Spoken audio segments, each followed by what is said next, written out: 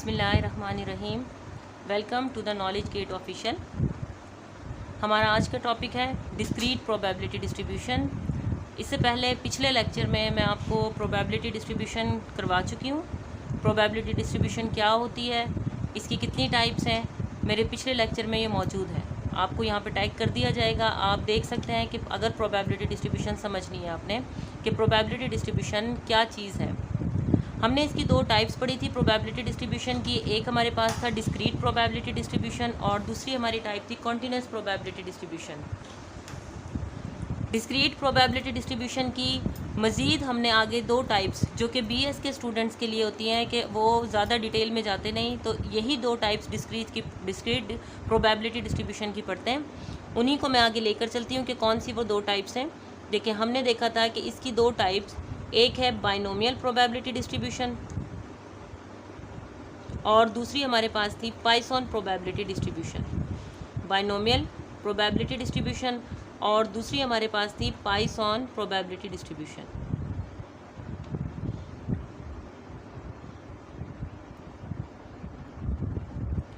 आज हम जो डिस्कस करेंगे वो डिस्कस करेंगे बाइनोमियल प्रोबेबिलिटी डिस्ट्रीब्यूशन को।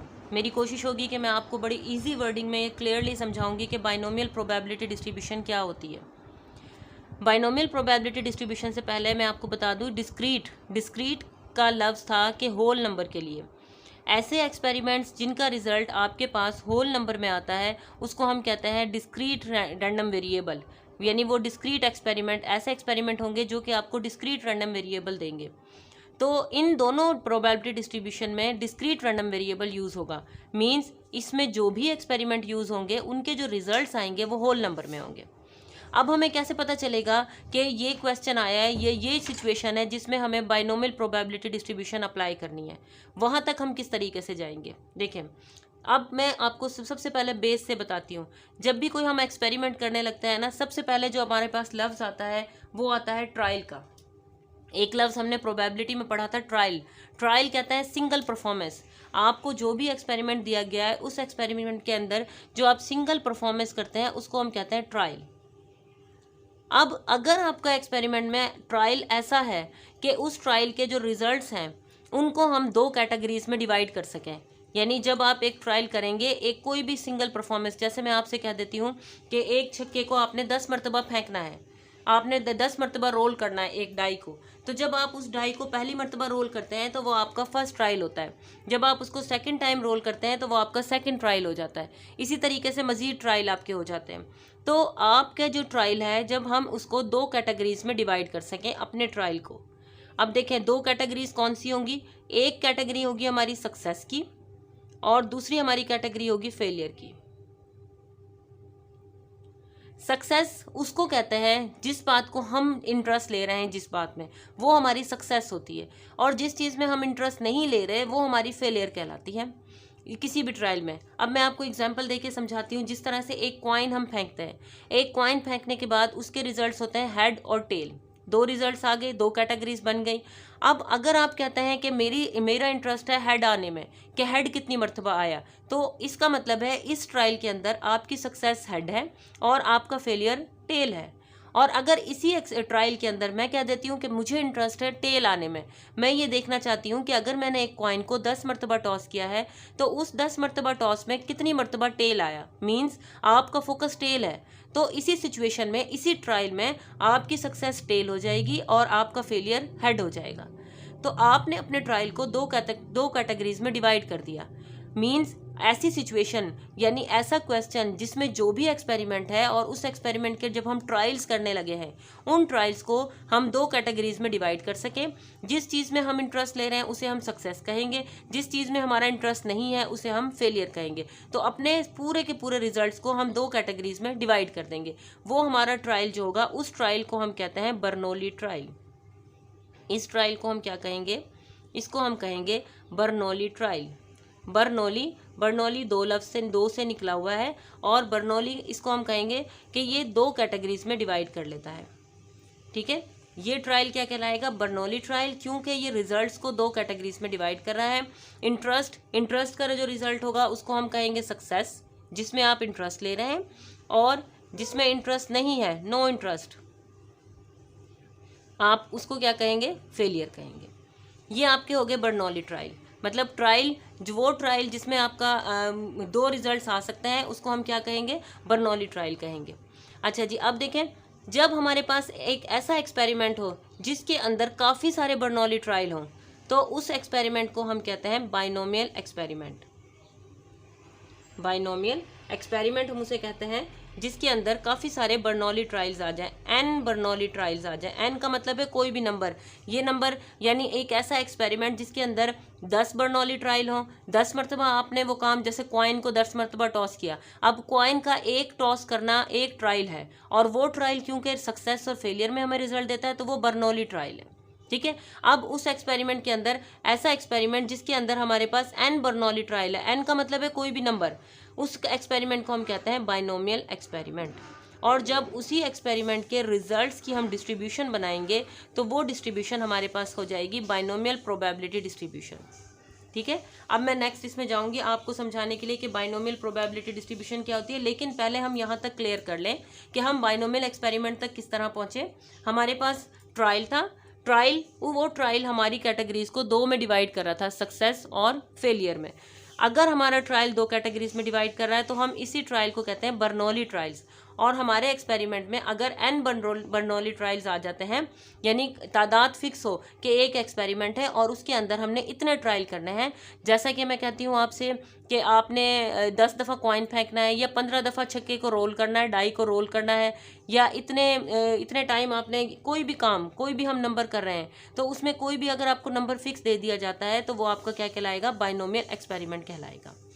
ये बाइनोमियल एक्सपेरिमेंट है स्टैट्स की टर्म का। अब इस एक्सपेरिमेंट का हमें क्वेश्चन में कैसे पता चलेगा कि आपका जो एक्सपेरिमेंट है वो बाइनोमियल एक्सपेरिमेंट है।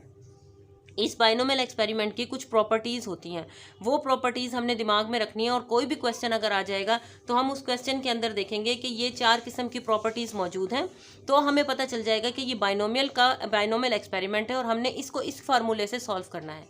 ये जो हमें बाइनोमियल और पाइथन डिस्ट्रीब्यूशन दी हुई है, ये हमारी इजी के लिए बनाई गई हैं, क्योंकि जब हम प्रोबेबिलिटी निकालते हैं ना, तो आपने फार्मूले तो बहुत सारे होंगे इसके, लेकिन हम क्या करेंगे, सिर्फ उन फार्मूलों को लेंगे जो उस सिचुएशन में फिट होते होंगे, कि इस सिचुएशन में ये फार्मूला आपका फिट होता है।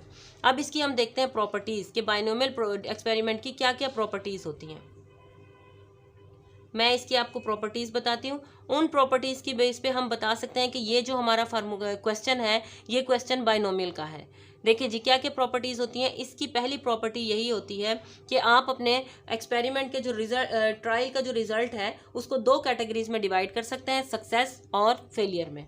पहली बात, यही बात जो मैंने अभी यहाँ पर बताई कि आप अपने ट्रायल के रिजल्ट्स को सक्सेस को हम डिफाइन करेंगे एस से शो करेंगे, और जी फेलियर जो हमारे पास होगा उसको हम डिनोट करेंगे ऐसे एफ से।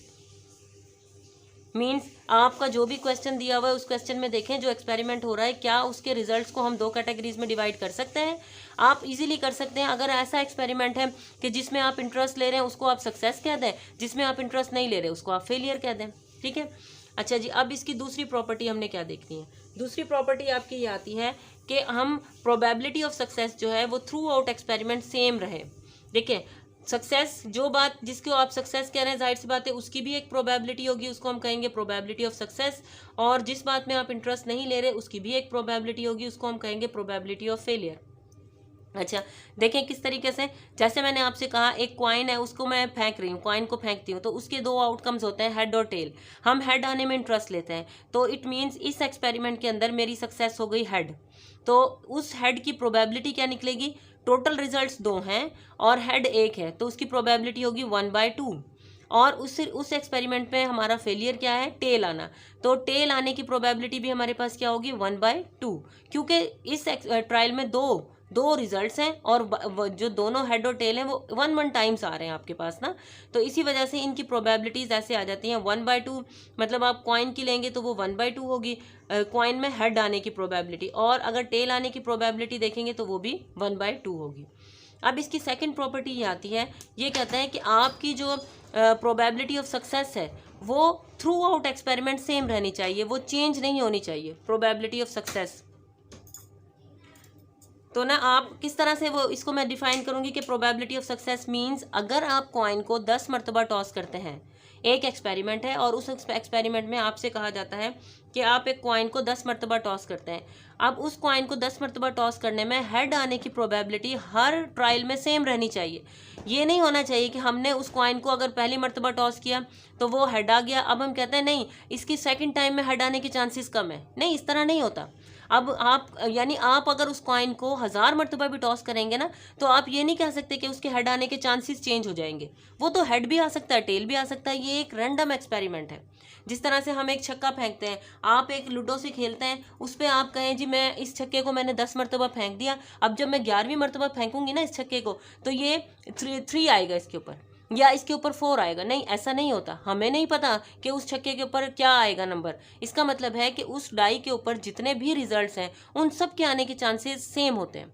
आप उसको इंटरेस्ट जो भी कह लें, अब उसमें 3 में इंटरेस्ट ले लें, 4 में इंटरेस्ट ले लें, 5 में इंटरेस्ट ले लें, तो इसकी जो सेकंड प्रॉपर्टी है वो ये कहती है कि आपकी जो सक्सेस की प्रोबेबिलिटी है वो through out the experiment same रहनी चाहिए। अब वो चेंज नहीं होनी चाहिए। उस एक्सपेरिमेंट को हम कहेंगे कि वो बाइनोमियल एक्सपेरिमेंट है। तो आपकी जो प्रोबेबिलिटी ऑफ एस है उसको सेम रहना चाहिए through out the experiment, same. इसकी जो थर्ड प्रॉपर्टी आती है, इसकी थर्ड बाइनोमियल एक्सपेरिमेंट की प्रॉपर्टी बता रही हूँ मैं, अभी डिस्ट्रीब्यूशन पे नहीं गई, इसी को आपको एक्सप्लेन कर रही हूँ, एक्सपेरिमेंट को। इसकी जो थर्ड प्रॉपर्टी है वो कहती है कि successive trials are all independent. Successive trials का मतलब होता है जो आप ट्रायल्स कर रहे हैं, 1 2 1 बाय 1, मतलब आपस में एक साथ ट्रायल्स जो कर रहे हैं वो ऑल इंडिपेंडेंट होते हैं। इंडिपेंडेंट का मतलब किस तरह से हम लेंगे, अभी मैं आपको जो एग्जांपल से जिससे समझा रही हूँ वो मैं कॉइन की एग्जांपल ले रही हूँ। मोस्ट ईजीएस्ट एग्जांपल होती है, स्टूडेंट्स बड़े आसानी से इसको अंडरस्टैंड कर लेते हैं। कॉइन को आप 10 मरतबा फेंक रहे हैं, उसमें 10 ट्रायल होंगे। ट्रायल कहेंगे एक मरतबा फेंकने को 1, एक ट्रायल, दूसरी मरतबा को दूसरा ट्रायल। वो कहते हैं आप जो 1 बाय 1 ट्रायल कर रहे हैं ना वो सारे इंडिपेंडेंट होने चाहिए। ये ना हो कि आप कहें जी मैंने पहला ट्रायल किया था, पहला कॉइन फेंका था, उसमें हेड आया था तो अब टेल आएगा। नहीं भाई, वो उस डिपेंड नहीं करता पहले वाले पे। ये बात उस पहले वाले पे डिपेंड करती नहीं है कि वो पहले आ गया था तो इस वजह से हमारे अब टेल आ जाएगा। ये तो ऐसा एक्सपेरिमेंट है जिसमें आगे हेड दोबारा भी आ सकता है, हेड नहीं भी आ सकता। इट मीन्स कि पिछली बात के ऊपर डिपेंड ना कर रहे हो। सक्सेसिव ट्रायल जो है वो सारे के सारे आपस में इंडिपेंडेंट होते हैं, वो किसी दूसरे के ऊपर डिपेंड नहीं करते। उसका आंसर कुछ भी आ सकता है, ठीक है। तो इसको हम कहते हैं सक्सेसिव ट्रायल्स ऑल इंडिपेंडेंट। ये इंडिपेंडेंट होने चाहिए। अगर ऐसा एक्सपेरिमेंट है जिसमें जितने भी हम ट्रायल्स कर रहे हैं वो आपस में एक दूसरे के ऊपर डिपेंड नहीं कर रहे, उनका जो भी रिजल्ट आ रहा है, जिस तरह हम छक्के को फेंकते हैं तो मैं यूँ नहीं कह सकती इस दफ़ा मेरा 6 आया ना तो अगली दफ़ा मेरा 6 नहीं आएगा। नहीं, ये लाजमी तो नहीं कि अगर पहले 6 आ गया तो आपका नेक्स्ट में छक्का नहीं निकलेगा। आ सकता है दोबारा भी 6 आ सकता है। ये मतलब अगला जो ट्रायल है आपका, अगला जो छक्का फेंकना है वो इंडिपेंडेंट है पहले के ऊपर। तो ये आपका एक्सपेरिमेंट होगा बाइनोमियल एक्सपेरिमेंट। इसकी लास्ट जो फोर्थ प्रॉपर्टी आती है वो है कि आपका जो एक्सपेरिमेंट है उसमें जो नंबर ऑफ सक्सेसेस हैं in and trials of binomial experiment आपने क्या करना है कि बाइनोमियल एक्सपेरिमेंट में आपके जो रिपीट करना है, एक्सपेरिमेंट इज रिपीटेड, वो एक फिक्स नंबर ऑफ टाइम होना चाहिए जो भी आप एक्सपेरिमेंट कर रहे हैं। ये क्योंकि एक डिस्क्रीट प्रोबेबिलिटी डिस्ट्रीब्यूशन है, डिस्क्रीट और कॉन्टिन्यूस का ये होता है कॉन्टिन्यूस चलती रहती है, उसमें फिक्स नंबर नहीं कह सकते हम, लेकिन डिस्क्रीट में एक फिक्स नंबर होता है आपके पास। तो इसकी लास्ट प्रॉपर्टी ये आती है कि आपका जो एक्सपेरिमेंट है वो रिपीट होना चाहिए एक fix number of time, repeated a fix number of time. Fixed number of time means उसमें n पहले से हमें पता हो कि n हमारा क्या है, n जो है वो आपका नंबर ऑफ टाइम फिक्स होना चाहिए। जब हमारे क्वेश्चन के अंदर ये 4 किस्म की प्रॉपर्टीज आ जाएंगी तो हम उस क्वेश्चन को कहेंगे कि वो हमारा बाइनोमियल एक्सपेरिमेंट का क्वेश्चन है। अब ये जो मैं प्रॉपर्टीज पढ़ा रही हूँ इसमें मैं एक आपके पास से ले रही हूँ, एक क्वेश्चन से मैं आपको समझाती हूँ कि वो बाइनोमियल एक्सपेरिमेंट का क्वेश्चन है या नहीं है। हम एक यहाँ पे क्वेश्चन लिख रहे हैं, उसमें कहते हैं कि एक कॉइन है हमारे पास। क्वेश्चन की हमारी स्टेटमेंट इस तरह से दी हुई है कि a fair coin is tossed 4 times. A fair coin is tossed 4 times. अब मैं ये जो बुक ले रही हूँ मैं आपको बुक से एक क्वेश्चन समझाती हूँ और बुक से ही डिटेल बता रही हूँ। ये मैंने बायोस्टैटिस्टिक्स की बुक ली है। बायोस्टैटिस्टिक्स की बुक पे 117 पेज है। 117 पेज पे एग्जाम्पल नंबर 8 दी हुई है। देखें, अब एग्जाम्पल नंबर 8 में वो कह रहे हैं a fair coin is tossed 4 times, find the probabilities of obtaining various number of heads. अब देखें, सबसे पहले तो हमें ये पता होना चाहिए ये जो प्रोबेबिलिटीज निकालने ये किस किस्म का एक्सपेरिमेंट है, कौन सा एक्सपेरिमेंट है। हम वो 4 किस्म के क्राइटेरिया देखते हैं जो अभी मैंने आपको यहाँ 4 किस्म की प्रॉपर्टीज बताई हैं, क्या वो इस पे होती हैं। अब देखें एक्सपेरिमेंट हमारा क्या हो रहा है, एक्सपेरिमेंट है a fair coin is tossed, एक फेयर कॉइन को फेंका जा रहा है। अब कॉइन को फेंकने का रिजल्ट्स दो होते हैं, हमें पता है वो एक हमारा जो ट्रायल होगा उसके दो रिजल्ट्स होंगे, एक सक्सेस होगा एक फेलियर, हेड और टेल इसके दो रिजल्ट्स होते हैं। ये हमारी पहली हो गई, पहला हमारा प्रॉपर्टी हो गई इसमें कि सक्सेस और फेलियर, ठीक है। 4 टाइम्स मतलब 4 मरतबा फेंका जा रहा है, तो ये जो इसकी लास्ट प्रॉपर्टी है कि फिक्स नंबर ऑफ टाइम होना चाहिए, इसको फिक्स नंबर ऑफ टाइम, ये भी हमारी फुलफिल हो गई। यहाँ पे देखें ये आ गया repeated a fix number of time, ठीक है। अब इस बुक में आगे लिखा हुआ है find the probability of obtaining various number of heads, means आप इंटरेस्ट किस में ले रहे हो, हेड में। मैं इसको आपको यहाँ पे प्रॉपर सॉल्व करके दिखाती हूँ। अब देखें, अब ये हमारा जो एक्सपेरिमेंट है उसमें इस जो क्वेश्चन में बताया गया है, इस क्वेश्चन में वो कह रहे हैं कि एक कॉइन फेंका जाता है 4 मरतबा। आपने ये मालूम करना है कि उसको जब हम कॉइन को 4 मरतबा टॉस करते हैं तो उसमें हेड्स के आने के चांसेस कितने हैं, हेड की आने की प्रोबेबिलिटी हमने निकालनी है। मींस आप लोग इंटरेस्ट ले रहे हैं, हम इंटरेस्ट इस क्वेश्चन में ले रहे हैं हेड के अंदर, तो हेड हमारा सक्सेस है और टेल आना हमारा फेलियर है। 2 कैटेगरीज बन गई, ठीक है। इसके अलावा इस कॉइन का जो एक्सपेरिमेंट होता है वो हमें पता है कि वो बाइनोमियल एक्सपेरिमेंट है और उसमें जो हेड आने की प्रोबेबिलिटी है वो सेम रहेगी, चाहे आप 4 मरतबा कर रहे हैं ना, चारों मरतबा हेड आने की प्रोबेबिलिटी सेम रहेगी। पहले ट्रायल में भी 1/2 होगी, दूसरे में भी 1/2, तीसरे में भी, क्योंकि इस तरह से तो नहीं होता ना कि हम कॉइन को जी फेंक रहे हैं, एक पहली मरतबा हमने फेंका ना तो वो थोड़ा सा टेढ़ा हो गया, टेढ़ा होने की वजह से हम कहते हैं नहीं जी अब मैं जब दोबारा फेंकूंगी ना तो वो टेल आएगा। ऐसा नहीं होता, कॉइन की शेप भी वही रहती है, सब कुछ वही रहता है। तो हमारी इसी वजह से प्रोबेबिलिटी ऑफ हेड और प्रोबेबिलिटी ऑफ टेल आने के चांसेस सेम रहते हैं। इस क्वेश्चन के अंदर ये भी हो गया। उसके बाद ये है जी 4 मरतबा ट्रायल, 4 ट्रायल किए जाएंगे ना, 4 ट्रायल होंगे तो उसका सक्सेसिव ट्रायल्स ऑल इंडिपेंडेंट, जो चारों ट्रायल हैं वो इंडिपेंडेंट होंगे। आप पहली मरतबा फेंक रहे हैं, दूसरी मरतबा फेंकेंगे, तीसरी मरतबा 4 टाइम्स किया जाएगा, वो एक दूसरे के ऊपर डिपेंड नहीं करते, उन पे जो भी रिजल्ट आएंगे वो खुद आएंगे, आप पिछले रिजल्ट की वजह से उसके ऊपर कोई डिपेंड नहीं होगा। और चौथी इसकी repeated a fix number of time, तो हमें क्वेश्चन में बता दिया गया है कि हमने 4 मरतबा कॉइन को फेंकना है, एन भी हमारा फिक्स है। अब देखें ये चारों किस्म की बातें हमारे पास पूरी हो गई हैं, इसमें एन भी हमें मालूम है। इसके अलावा सक्सेस हमने इसमें कह दिया, सक्सेस हम किसको कह रहे हैं, हेड हमारी सक्सेस है, टेल हमारा फेलियर है, टेल को हम कहेंगे फेलियर। और जी प्रोबेबिलिटी ऑफ एक्स, सक्सेस की प्रोबेबिलिटी अभी हमने देखा है 1/2 होगी, क्योंकि कॉइन को फेंकने के बाद 2 रिजल्ट्स आते हैं, 2 रिजल्ट्स, और जो हमारी प्रोबेबिलिटी ऑफ फेलियर होगी वो भी हमारी 1/2 होगी। ये भी हमने कर लिया, ठीक है। ये सारी बातें हमें पता चल गई। इन्हीं बातों से हमें पता चल गया जी ये हमारा बाइनोमियल एक्सपेरिमेंट है, क्योंकि ये क्वेश्चन है, इस क्वेश्चन में अब हमने कौन सा पुट करना है, बाइनोमियल एक्सपेरिमेंट डालना है।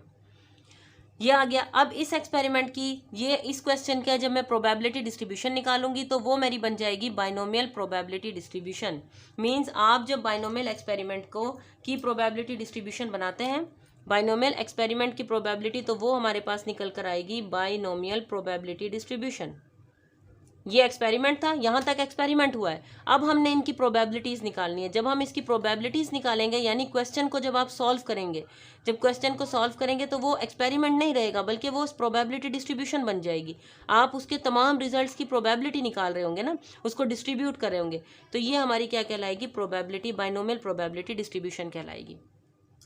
हर डिस्ट्रीब्यूशन का आपको एक प्रॉपर फार्मूला बताया जाएगा, उस फार्मूले की मदद से आपको इजीली किसी भी इवेंट की आप प्रोबेबिलिटी निकाल सकते हैं। मैंने आपको पिछले लेक्चर में बताया था कि जब हमारे पास डिस्क्रीट रैंडम वेरिएबल होता है और डिस्क्रीट प्रोबेबिलिटी डिस्ट्रीब्यूशन होती है तो हम उसके फार्मूले को PMF कहते हैं। PMF means probability mass function, और हम इसको रिप्रेजेंट करते हैं प्रोबेबिलिटी ऑफ एक्स से, प्रोबेबिलिटी ऑफ एक्स से रिप्रेजेंट करते हैं। तो इसका जो फार्मूला होगा वो ये होगा, probability of x is equal to small x. Means आपने किसी भी नंबर पे अगर प्रोबेबिलिटी निकालनी है तो उसके लिए आपने ये फार्मूला यूज़ करना है, NCX P⁻x और Q⁻n−x। अब आपको मैं टर्म समझाती हूँ, ये क्या चीज़ें हैं, क्या चीज़ें हैं ये। मीन्स आपने किसी भी नंबर पे अगर प्रोबेबिलिटी निकालनी है तो आप किस तरीके से निकालेंगे। इसमें n का मतलब है कि जितने टाइम्स वो ट्रायल किया गया, n का मतलब है नंबर, तादाद। आपको क्वेश्चन में जिस तरह से इस क्वेश्चन में हमें n दिया हुआ है 4, कि आपने एक कॉइन को 4 टाइम टॉस करना है, n ये होगा। c का मतलब है कम्बिनेशन, कम्बिनेशन हम कैलकुलेटर से लगाएंगे। x का मतलब होगा जो जिस चीज़ की प्रोबेबिलिटी हम निकाल रहे हैं। यहाँ पे अब वो आपसे कहेंगे कि हेड आने की प्रोबेबिलिटी निकालें। जब हम एक कॉइन को 4 मरतबा टॉस करते हैं तो उसमें हेड आने के चांसेस क्या हैं? या तो चारों के चारों मरतबा हेड आएगा ज़्यादा से ज़्यादा, या कम से कम के एक मरतबा भी नहीं आता। तो हमारा रैंडम वेरिएबल ऐसे चलेगा 0 1 2 3 4। या तो एक मरतबा भी हेड नहीं आया और चारों ट्रायल में टेल आ जाएगा, या फिर एक मरतबा हेड आएगा और 3 में टेल आ जाएगा, या 2 मरतबा हेड आएगा 2 में टेल आ जाएगा। तो इन सब की हम बारी बारी प्रोबेबिलिटी निकालेंगे। ये होगा प्रोबेबिलिटी डिस्ट्रीब्यूशन। यहाँ पे मतलब एक्स पे मैं पहले 0 पुट करूँगी, फिर 1 2, और इसकी रेंज 0 से n तक चलती है। ये भी 0 से ये स्टार्ट होती है इसकी रेंज, और n तक। अब इस क्वेश्चन में n हमारा क्योंकि 4 है, तो हम अपनी प्रोबेबिलिटीज़ जो निकालेंगे वो 0 से लेकर आप 4 तक निकालेंगे। इस x की जगह पे पहले 0 लिखेंगे, फिर 1 लिखेंगे, फिर 2 लिखेंगे, फिर 3, फिर 4। ठीक है। बाइनोमियल प्रोबेबिलिटी डिस्ट्रीब्यूशन की मैंने 2 बातें बता दी। इसके फार्मूले को हम PMF कहते हैं, और इसको प्रोबेबिलिटी ऑफ x से शो करते हैं। तो प्रोबेबिलिटी और इसकी रेंज जो होती है बाइनोमियल प्रोबेबिलिटी डिस्ट्रीब्यूशन की, वो 0 से स्टार्ट होती है। आप जो भी प्रोबेबिलिटी निकालेंगे वो 0 से शुरू करेंगे, 0 से शुरू करेंगे और n तक चलेंगे, जो भी क्वेश्चन में n दिया हुआ है। अभी जो मैंने आपसे क्वेश्चन डिस्कस किया उसमें क्योंकि n 4 दिया हुआ है, तो हम जो प्रोबेबिलिटीज़ निकालेंगे वो 0 से लेकर 4 तक निकालेंगे, 0 से 4 तक कैलकुलेट करेंगे। और ये फार्मूला है बाइनोमियल प्रोबेबिलिटी डिस्ट्रीब्यूशन का। NCX ये हो गया। P किसको कहते हैं? P का मतलब होता है प्रोबेबिलिटी ऑफ सक्सेस। P हम स्मॉल p इसको लिखते हैं, स्मॉल p कहते हैं probability of success, probability of success, इस तरीके से। Q स्मॉल q, इसका मतलब होता है प्रोबेबिलिटी ऑफ फेलियर, यानी जो आपका एक्सपेरिमेंट हो रहा है उसमें फेलियर की प्रोबेबिलिटी जो है उसको आप कहेंगे Q। बाकी देखें प्रोबेबिलिटी ऑफ सक्सेस। अब ये जो मैंने आपको क्वेश्चन करवाया था उसमें सक्सेस था हेड, तो हेड की हमने प्रोबेबिलिटी निकाली थी 1/2। हमें पता है ना कि कॉइन की जो होती है उसमें हेड आने के चांसेस होते हैं 1/2 और टेल आने के चांसेस भी 1/2। इसी वजह से इसको हम कहेंगे स्मॉल p 1/2, और जो फेलियर की प्रोबेबिलिटी है Q वो हमारी 1/2 होगी। क्लियर? अच्छा जी, इसके बाद इस फार्मूले में जो भी आपको क्वेश्चन दिया जाएगा उस क्वेश्चन से आपने 2-4 चीज़ें, n आपको पता होना चाहिए, p पता होना चाहिए, q पता होना चाहिए। फिर हम बारी बारी इस फार्मूले में वैल्यू डालते जाएंगे और उसकी प्रोबेबिलिटीज़ निकालते जाएंगे। अब किस तरीके से हम प्रोबेबिलिटीज़ निकालते जाएंगे, मैं जो भी मैंने क्वेश्चन लिया है जिससे मैं आपको समझा रही हूँ उसी क्वेश्चन को लेकर चलते हैं।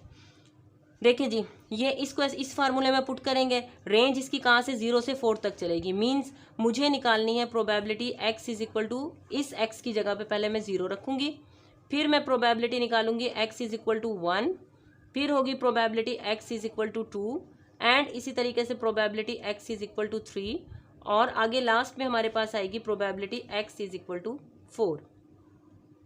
इसी फार्मूले में मैं सारी चीज़ें डालती जाऊंगी और आंसर निकालती जाऊंगी। अब देखें इस क्वेश्चन में हमारे पास n कितना था 4, मैं यहाँ पे लिखूंगी 4c, और x की जगह पे, स्मॉल x की जगह पे मैंने यहाँ पे 0 लिखा है, तो यहाँ आएगा 0। प्रोबेबिलिटी ऑफ सक्सेस p हमारा निकल कर आया था 1/2, यहाँ पे लिखूंगी 1/2, और इसकी पावर जो यहाँ पे रनिंग x चल रहा है आपका, x की जगह पे, स्मॉल x की जगह पे हमने 0 लिखा है ना, तो p के ऊपर क्योंकि स्मॉल x है यहाँ पे भी 0।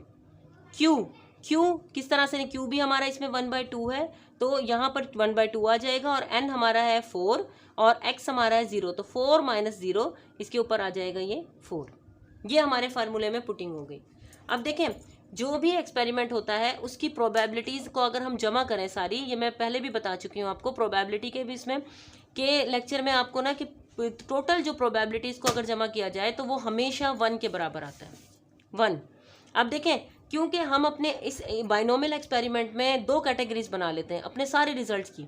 एक कैटेगरी को हम कहते हैं सक्सेस और दूसरी कैटेगरी को हम कहते हैं फेलियर। तो जो सक्सेस की प्रोबेबिलिटी है और जो फेलियर की प्रोबेबिलिटी, अगर उन दोनों को कंबाइन कर दिया जाए तो वो भी इक्वल टू 1 होती है। इसी वजह से अगर इन दोनों को प्लस कर दिया जाए, p + q, ये यहाँ पे हम लिखेंगे ऐसे p + q is equal to होता है 1। बाइनोमियल प्रोबेबिलिटी डिस्ट्रीब्यूशन में P प्लस Q 1 होता है, क्योंकि ये उस किस्म के एक्सपेरिमेंट की प्रोबेबिलिटी निकाल रहे हैं जिसमें हम अपनी कैटेगरीज को, यानी जो हमारे आउटकम्स हैं उनको दो कैटेगरीज में डिवाइड कर रहे हैं, जो जितने भी रिजल्ट्स आ रहे हैं, और जब हम उन दोनों कैटेगरीज को कंबाइन करेंगे तो वो पूरा का पूरा एक्सपेरिमेंट का आउटकम हो जाएगा। अब जैसे मैंने एक कॉइन फेंका, उस कॉइन को फेंकने के बाद हेड और टेल आया, मैंने हेड को कह दिया सक्सेस, टेल को कह दिया फेलियर। जब मैं हेड और टेल दोनों की प्रोबेबिलिटीज को जमा करूंगी तो वो इक्वल टू 1 आ जाएगा, यानी 2/2 हो जाएगा वो दोनों के हेड और टेल, और टोटल भी हेड और टेल थे। इसी वजह से हम कहते हैं कि P प्लस Q इसमें बराबर होता है 1 के। तो अगर आपके पास P मौजूद है या Q मौजूद है तो आप दूसरे की वैल्यू इजीली निकाल सकते हैं। P को इस तरह से निकाल सकते हैं 1 माइनस Q करके, या अगर Q निकालना है तो 1 में से माइनस कर देंगे P को, इसी इक्वेशन के मुताबिक। ये आपके पास जो इक्वेशन दी हुई है ना, P plus Q is equal to 1, इसी से आपको अगर एक किसी की भी प्रोबेबिलिटी दी हुई है क्वेश्चन के अंदर तो आप दूसरे की प्रोबेबिलिटी इजीली निकाल सकते हैं। अब देखें यहाँ पर मैंने ये फार्मूले में पुटिंग कर दी। अब इसको मैं कैलकुलेट करना बताती हूँ आपको किस तरह से आपने कैलकुलेट करना है। ये देखें 4C0 4, शिफ्ट का बटन प्रेस करूंगी, कम्बिनेशन 0, ये 1 आ जाता है। किसी भी चीज़ का कम्बिनेशन 0 से लेते हैं, किसी भी नंबर का, वो 1 आ जाता है। और किसी भी नंबर की पावर अगर 0 हो जाती है, चाहे यहाँ पे 1 करोड़ भी लिखा हुआ होता ना और उसकी पावर आपके पास 0 होती तो वो भी 1 के इक्वल हो जाता। और यहाँ पर 1/2 की पावर 4 है तो हम 1 की पावर 4 लेंगे, 1 आ जाएगा। और 2 की पावर 4 का मतलब है 2 को आपने 4 टाइम्स मल्टीप्लाई करना है, 2 multiply 2 multiply 2 multiply 2, 2 to 4, 4 to 8, 8 to 16, तो यहाँ पर आ जाएगा ये 16। इसका मतलब है एक probability x is equal to 0 की प्रोबेबिलिटी आपके पास निकल कर आई 1/16, इस तरीके से। नेक्स्ट, जब आप निकालेंगे probability x is equal to 1 तो आपने क्या करना है, 4C1 1/2 की पावर 1 मीन्स जहां कहीं x लिखा हुआ है फार्मूले के अंदर वहां पे अब आपने पुट कर देना है 1। पहले जब मैंने x इज इक्वल टू 0 की निकाली, 0 का मतलब था कि एक भी हेड नहीं आया, तो उसकी निकाली, तो ये बेसिक फार्मूला यही चलेगा, बाइनोमियल का फार्मूला है ये स्टैंडर्ड चीज़ होती है जो कि चेंज नहीं होती। मतलब binomial probability distribution binomial experiment है तो यही बाइनोमियल का फार्मूला आपका यूज़ होगा। इसी फार्मूले में अब जहाँ जहाँ x आ रहा है वहाँ पे मैं 1 पुट करूँगी, जहाँ जहाँ x आ रहा है फिर 2 पुट करूँगी। 1 का आप खुद कैलकुलेट करके देखिएगा कि आपका आंसर आता है किस तरीके से। 2 का मैं आपको करके दिखाती हूँ, यहाँ पर इज इक्वल टू 4C2, यहाँ x था तो मैंने 2 लिखा। P, इस क्वेश्चन में P हमारा है 1/2, इसकी पावर के ऊपर फिर x आया तो मैंने यहाँ पे लिखा 2। Q हमारा है यहाँ पे 1/2 और इसके ऊपर है n माइनस x, n क्योंकि हमारा फिक्स है, क्वेश्चन में बता दिया गया n4। हाँ, x जो है वो चेंज हो रहा है हर नंबर के, हर प्रोबेबिलिटी के अंदर x को हम चेंज कर रहे हैं। तो 4 में से 2 माइनस करेंगे तो यहाँ पर रह जाएगा 2। फिर हम इसको कैलकुलेट करेंगे इसी तरीके से। 4C2 आप कैलकुलेटर से देखेंगे, 4 शिफ्ट कम्बिनेशन 2, ये आ जाता है जी 6 इसका आंसर। 1/2, 1 का स्क्वायर लेंगे 1 आ जाएगा, 2 का स्क्वायर लेंगे ये 4 आ जाएगा। यहाँ भी 1/2 है तो ये भी 1/4 आ जाएगा, इस तरीके से। फिर आपने क्या करना है, इसको हम मल्टीप्लाई कर देंगे। 6 को ऊपर मल्टीप्लाई करें तो ये 6 ही रहेगा, डिवाइड में 4 4 16 हो जाएगा। तो इसकी प्रोबेबिलिटी आपके पास क्या आ जाएगी, 6/16 आ जाएगी। इसी तरीके से आप कैलकुलेट कर सकते हैं probability x is equal to 3 और probability x is equal to 4। Means आपने फार्मूला यही चलाना है जो बाइनोमियल का फार्मूला है, आपका स्टैंडर्ड फार्मूला। इसमें n भी एक दफ़ा क्वेश्चन में दे दिया जाता है, वो लिखते हैं, सिर्फ यहाँ पे x की वैल्यूज़ को चेंज करते रहना है। और बाइनोमियल एक्सपेरिमेंट के क्वेश्चन में x के लिए 0 से चलेगा, x और n तक जाएगा जो भी आपका नंबर होगा। जैसे इस क्वेश्चन में n इज इक्वल टू 4 था तो हमने 0 से शुरू किया था, 0 से लेकर आपकी 4 तक प्रोबेबिलिटीज जा रही थी। यहाँ तक मैंने अभी आपको क्लियर किया है बाइनोमियल प्रोबेबिलिटी डिस्ट्रीब्यूशन का, कि बाइनोमियल प्रोबेबिलिटी डिस्ट्रीब्यूशन किस तरीके से होती है, क्या है बाइनोमियल प्रोबेबिलिटी डिस्ट्रीब्यूशन, बड़े क्लियरली मैंने आपको समझाने की कोशिश की है। तो इसके अलावा यहाँ से आपको समझ आ जाएगा बाइनोमियल एक्सपेरिमेंट कि क्वेश्चन में हमें किस तरीके से बाइनोमियल एक्सपेरिमेंट है और फिर उसकी हम किस तरह बाइनोमियल प्रोबेबिलिटी डिस्ट्रीब्यूशन बनाते हैं। नेक्स्ट लेक्चर में मैं इंशाल्लाह आपको क्लियर करूंगी कि बाइनोमियल प्रोबेबिलिटी डिस्ट्रीब्यूशन की क्या प्रॉपर्टीज़ होती हैं और इम्प्लीमेंटेशन बताऊंगी क्वेश्चन के अंदर करना। यहाँ तक मेरा लेक्चर बाइनोमियल प्रोबेबिलिटी डिस्ट्रीब्यूशन का है। उम्मीद करती हूँ आपको बहुत अच्छे से समझ आया होगा। मेरे चैनल को सब्सक्राइब कर लें और ये मेरे वीडियो को लाइक कर लीजिएगा। Thank you. अल्लाह हाफिज़।